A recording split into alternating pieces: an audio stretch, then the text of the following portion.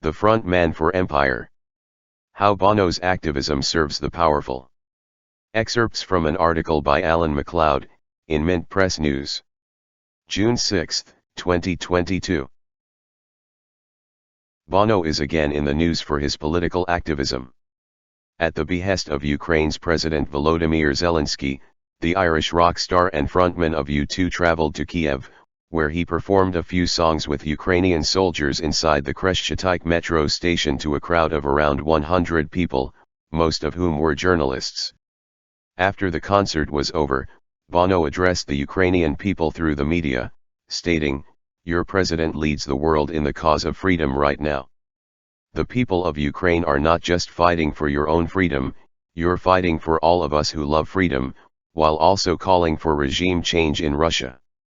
His recent activism has failed to impress Dr. Harry Brown, of Technological University Dublin, and author of the book The Front Man, Bono, in the Name of Power. "I guess Zelensky is just old enough to remember when you two were cool, and certainly old enough to remember Bono as a key public figure in global decision-making on humanitarian policy," Dr. Brown told Mint Press, adding, "My impression is that the event didn't play all that well globally. In general it seems like Bono's ship has perhaps sailed, he's no longer a useful or even credible image of the West's best intentions."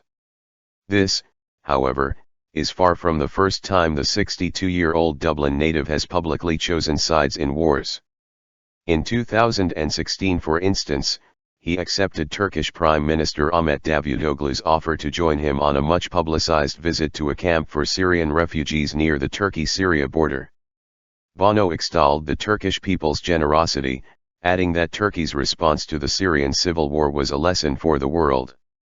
This message was undermined somewhat as, barely 2 weeks later, Turkey invaded and occupied Syria and has not left since. Since his first major foray into activism at the 1984 Live Aid concert, Bono has become an almost ubiquitous face in the halls of power, being invited to speak at a host of elite events on poverty, including the Munich Security Conference, the G8 Summit, the World Bank, and at the World Economic Forum. There, he is usually treated as the voice of Africa and an intellectual and moral powerhouse helping to solve the world's most pressing humanitarian problems. Yet critics would say that, far from helping the poor and challenging power, he has instead bolstered it. As Brown wrote, Bono has been, more often than not, amplifying elite discourses, advocating ineffective solutions, patronizing the poor, and kissing the arses of the rich and powerful.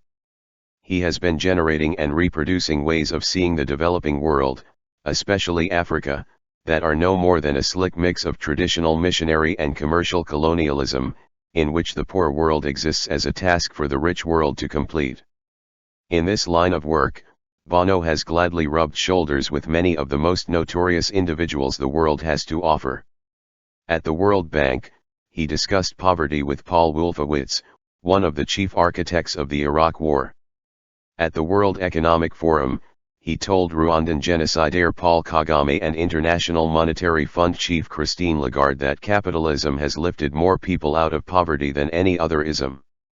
Indeed, it is hard to find a powerful figure with whom he has not joined forces. In 2013, he met with the Obamas in Dublin, acting as their tour guide. 4 years later, he was praising Vice President Mike Pence as a champion of humanitarianism in Africa. Other controversial figures with whom he has been sure to be seen glad-handing include French President Emmanuel Macron, and U.S. war planner Henry Kissinger. While claiming to care deeply about ending poverty, the Irish singer has consistently joined forces with many of the individuals and groups most responsible for keeping the world in a state of destitution. In 2005, he wrote the introduction to Jeffrey Sachs' book The End of Poverty. An extremely influential economist, Sachs, more than almost anyone, was responsible for the collapse in living standards in 1990s Russia, as it embraced an orgy of privatization and hyper-refined gangster capitalism that stripped away its formerly impressive social safety net. Bono is also something of a disciple of Lawrence Summers, the former chief economist at the World Bank and board member of Bono's One campaign, a charitable organization that claims to be fighting extreme poverty and preventable illness in Africa. Like Sachs, Summers was one of the principal creators of the extreme inequality we see around the world today. While at the World Bank, he strong-armed countries in the global south into privatizing their assets and allowing Western corporations to pillage their natural resources, all while drastically cutting back on social programs that kept hundreds of millions alive. As Brown noted, Bono's style of activism is by definition a limited tactic to seek help in addressing the world's problems from the people and institutions that fundamentally cause those problems to begin with, on the basis of their goodwill, rather than on the basis of seizing their power. Thus, his work ends up whitewashing the very institutions enslaving the world. Bono, in effect, has therefore become the front man of empire. Powerful organizations that hold African nations down are not challenged by this form of activism, but bolstered by it. As Brown explained, it's more interesting to think about it dialectically. How are those institutions served by this activism? It's not hard, for example, to imagine MEPs getting a lot of feel-good from T-shirted, young one activists taking over the European Parliament, and that in itself constitutes a purpose of the activity. Bono presents himself as a radical activist ruffling feathers and standing up for the world's oppressed.